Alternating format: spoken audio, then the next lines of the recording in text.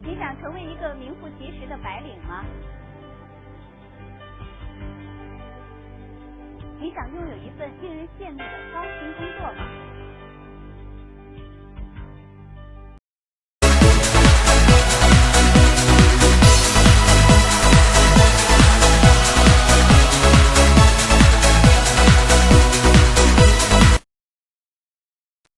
？Frame relay basics. In the early 1980s, a technology was needed that could support high-volume bursty data while at the same time decreasing latency. In 1984, frame relay was developed to do exactly that. In this nugget, we're going to start with a look at the history that led up to the development of frame relay. Then we will define the key terms and devices used in a frame relay network. Once we've built this broad foundation on terminology, we will take a more granular look at the encapsulation types available on a Cisco router for frame relay. Next, we will discover the function of a data link circuit identifier, and then we're going to take a look at committed information rate and see how it is used in a frame relay network. And we're going to end up with a configuration example. The history of frame relay started with a need, and that need, as we mentioned in the intro, was a support of bursty data. So what we're going to do is start our history discussion with a discussion on time division multiplexing versus statistical time division multiplexing. Now this discussion could get very in-depth, and that would be beyond the scope of the CCNA. So simply understood, we're going to explain it this way. TDM is represented here. I have a four-way intersection. Each of these lanes has a stop sign associated with it. So if a vehicle comes up to this intersection, it has to stop. Regardless if traffic is passing through the intersection or not, it has to come to a complete stop, wait its turn, and then proceed through the intersection. That's the key there. It has to wait its turn. Depending on how many lanes you have associated with this intersection, that's how long you have to wait until your turn could come around, especially if the intersection is full. Now, when we're talking about statistical TDM, it's the same intersection, but it has a yield sign. So if a vehicle is coming up to this intersection and is able to see that there is no traffic coming in either direction, it is free to take the intersection as it pleases. In other words, let's say that these were computers on each end here, vying for a medium. This computer, if it could tell that nobody else was on the wire, then it could transmit as much data as it needs to, regardless of anybody else there having to wait its turn, as you would hear, even if nobody else was within the intersection. For this history section, we're going to build ourselves a timeline. So we're going to start that timeline with TDM support. As we just discussed, we needed support of bursty traffic. So as TDM was there, a statistical TDM was developed so that we could do exactly that. If one device, one port, one computer had more traffic to send and the others didn't have any, then it could continually use that line. Once statistical TDM was developed, you had different protocols there. The first, or one of the first to be developed, was X.25. So frame relay was not the first STDM protocol to be developed, and X.25 did address a lot of the bursty support that they needed.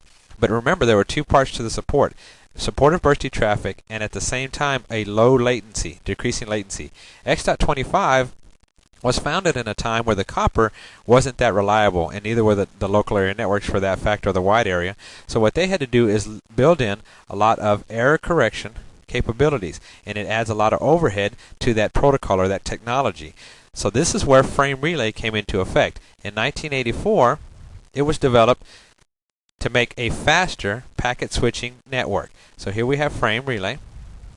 Now, it didn't catch on really quickly. In fact, it didn't catch on right off the bat because it wasn't standardized. There was no interoperability between the different vendors. So along in 1990, a frame relay consortium was developed or founded, and it was Cisco was one of the companies, Stratacom was another, Nortel was another, which is Northern Telecom, and then also you had DEC. These four companies came together, made a frame relay consortium, and said, we're going to take the basics of frame relay as they were developed in 1984, but we're going to add extensions. And these extensions are going to make, one, the frame relay interoperability go up because it'll standardize within at least these four companies, and at the same time, it's going to add global addressing and some other common or optional functions that can be added. Now, what you have to remember is that this frame relay consortium was not a standards body. In other words, it did not have responsibility internationally or even within the United States to develop standards. They simply came up with this idea, if you will, and later on, the bodies that did have responsibility for standardization In America, ANSI, which is the American National Standards Institute, and in the international body was ITU-T, which is the International Telecommunications Union. They came through and said, you know what, we agree with you, this is a good idea, we're going to make our own specifications, and they're going to be based on this 1990 development here where the extensions were added to frame relay. A good understanding of how frame relay works has to start with a solid understanding of the terminology and the devices used in a frame relay network. So here we have the terminology section. Up here I have a network diagram that we're going to fill in as we discuss the different devices or terminologies that are used within frame relay. We're going to start off with frame relay network. What exactly makes up a frame relay network? And the answer to that is a telecommunications network that is based on frame relay technology. Sounds simple enough, but we need to get it out there. So the frame relay network exists from this computer, N1 to N2, all the way through what would normally be termed the frame relay cloud here, and then these devices. So let's talk about each of these devices in turn. First, we're going to define what's known as data terminal equipment. Now, there's two types of data terminal equipment. So let me give you the loose definition of a DTE. This is how you're commonly going to see it written. And that's simply a place where a termination point of a frame relay either circuit or the true endpoint of a frame relay connection. So let's see how that plays out. We have what's known as end devices in here. And these are, as we just said, the true source and true destination in a frame relay network when you're passing data. So that would be these devices here, because they source the data from N1 to N2. These are the computers or workstations that are involved in the network. Then we have interface devices.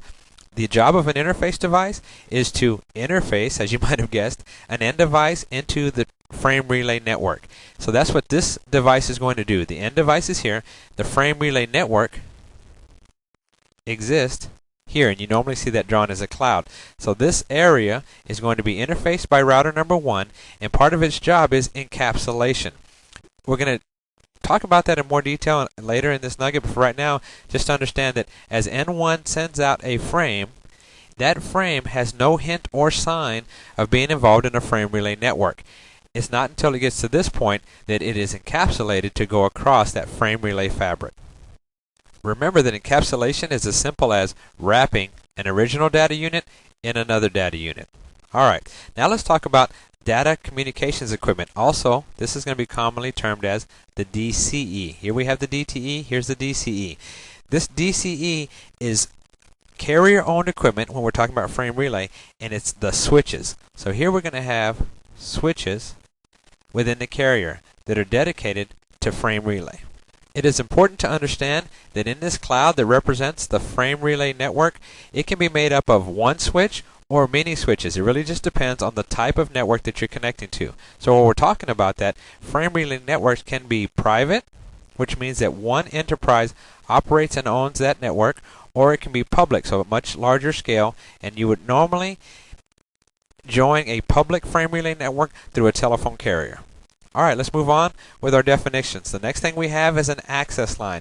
An access line is defined as a connection between a DTE device, namely the type of DTE device we're talking about is an interface device, and the frame relay switch or DCE device. So this is an access line. And then we have trunk lines. And these are connections between frame relay switches. So these are the trunk lines here. The most important term in frame relay to understand is the virtual circuit and what it identifies. The virtual circuit is an idea of an end-to-end connection between interface devices. So in this case of our scenario, from R1 to R2, a virtual circuit is created across the frame relay fabric in the cloud into the interface devices. The virtual circuit is not physical. It is what is known as a logical connection. And we have a diagram here to help explain that. Let's say that this illustrates the wire or the cabling involved from